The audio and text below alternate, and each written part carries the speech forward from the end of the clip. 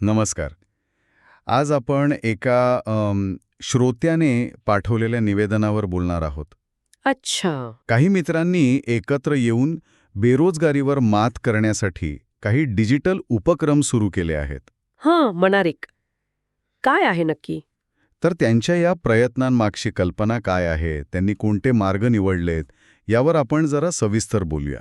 ठीक आहे. या निवेदनात त्यांनी 2 मुख्य वेबसाईट्सचा उल्लेख केलाय आणि भविष्यात काय करायचं आहे याबद्दल पण सांगितलंय. ओके. चला तर मग जरा बघूया हे काय आहे नक्की ते. पहिली वेबसाईट आहे www.instagramin.in. instagramin.in. हो, ही एक ई-कॉमर्स साईट आहे, म्हणजे जिथून थेट ऑनलाईन साड्या विकत घेता येतात. अच्छा. म्हणजे थेट विक्री, ई-कॉमर्स. अगदी सरळ विक्रीचा मार्ग निवडलाय त्यांनी. हो, म्हणजे स्वतः उत्पादन किंवा वस्तू घेऊन थेट ग्राहकांपर्यंत पोहोचवणं. आजकाल हे बरंच कॉमन आहे नाही का? बरोबर, विशेषतः लहान उद्योजकांसाठी. पण जसं तुम्ही म्हणालात, स्पर्धा तर असणारच. नक्कीच. ऑनलाईन जगात टिकणं हे एक आव्हान आहे. आता त्यांच्या दुसऱ्या प्रयत्नाकडे वळूया. www.lokmarathi.com. लोकमराठी.com. हो, ही एक ब्लॉगिंग वेबसाईट आहे. ब्लॉगिंग म्हणजे माहिती देणारी साईट. अगदी. इथे नोकरी आणि इतर काय म्हणू उपयुक्त माहिती दिली जाते. म्हणजे हे तर ई-कॉमर्सपेक्षा अगदी वेगळं झालं. हो ना. म्हणजे एका बाजूला वस्तू विकायची, साडी, आणि दुसऱ्या बाजूला माहिती द्यायची ब्लॉगद्वारे. बरोबर. हा दुहेरी दृष्टिकोन आहे. म्हणजे एकाच वेळी 2 वेगवेगळ्या गोष्टींवर लक्ष केंद्रित करणं. हो, आणि यासाठी वेगवेगळी कौशल्य पण लागणार नाही का? अगदी. वेळ पण द्यावा लागेल दोन्हीकडे. व्यवस्थापन कसं करतात हे बघायला पाहिजे. खरंय. पण यात अजून एक अँगल आहे. lokmarathi.com वर त्यांनी संलग्न विपणन पण सुरू केलं आहे. अच्छा. ॲफिलिएट मार्केटिंग? हो, म्हणजे जर कोणाला काही ऑनलाईन खरेदी करायचं असेल तर त्यांना कळवलं की ते योग्य लिंक देऊ शकतात, असं म्हटलंय. हा स्मार्ट मार्ग आहे कमाईचा. स्वतः स्टॉक न ठेवता दुसऱ्यांच्या वस्तू प्रमोट करायच्या आणि विक्री झाली की कमिशन मिळवायचं. बरोबर.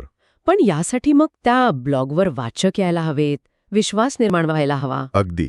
म्हणजे माहिती वाचायला येणारे लोकच त्यांचे संभाव्य ग्राहक होऊ शकतात अफिलिएट मार्केटिंगसाठी. हो. त्यांनी अजून एक गोष्ट केली आहे.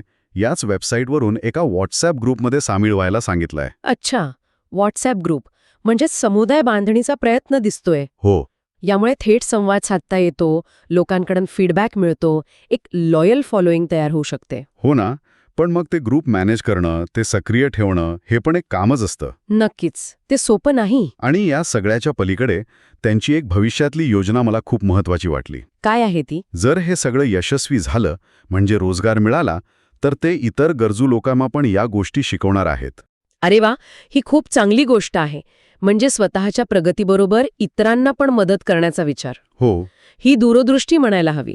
यात फक्त व्यवसाय नाही तर एक सामाजिक विचार पण दिसतोय. अगदी. तर थोडक्यात काय, तर साडी विक्रीसाठी ई-कॉमर्स, नोकरी आणि माहितीसाठी ब्लॉग, बरोबर. अतिरिक्त उत्पन्नासाठी संलग्न विपणन, हो. लोकांशी जोडले जाण्यासाठी व्हॉट्सॲप ग्रुप आणि भविष्यात कौशल्य इतरांना शिकवण्याची योजना. म्हणजे असा एक काय म्हणू मल्टीप्रॉम्ड अप्रोच आहे हा.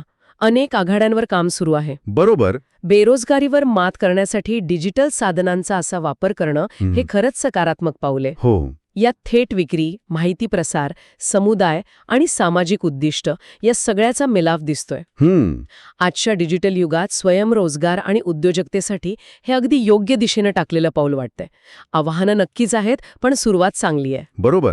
आणि एका वेगळ्या दृष्टिकोनातून बघायला हवं. म्हणजे तात्पुरता रोजगार तर आहेच, पण असे स्थानिक पातळीवरचे डिजिटल प्रयत्न हे भविष्यात आपल्या समुदायांमध्ये संधी आणि कौशल्य एकमेकांपर्यंत पोहोचवण्यासाठी किती महत्वाचे ठरू शकतात. हा विचार करण्यासारखा मुद्दा आहे. हो, म्हणजे एका लहान गटानं सुरू केलेला हा प्रयोग इतरांसाठी एक मॉडेल बनू शकतो का, किंवा त्यातून अजून काय काय नवीन संधी निर्माण होऊ शकतात याचा विचार करायला हरकत